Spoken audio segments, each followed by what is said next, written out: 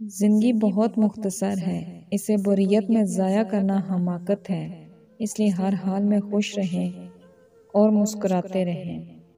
یاد رکھو، وقت آپ کو جو کچھ بھی دیتا ہے وہ ایک نہ ایک دن آپ سے واپس بھی لے لیتا ہے۔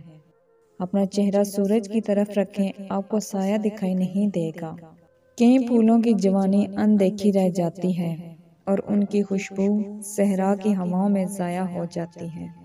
دنیا کی سب سے بری اور سب سے اچھی چیز زبان ہے۔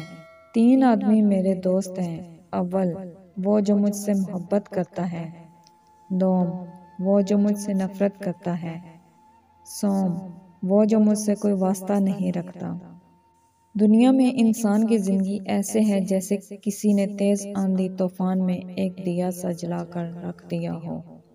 2 باتیں ایسی ہیں جب مرد عورت کو بول دیتا ہے تو وہ اس پر عاشق ہو جاتی ہے۔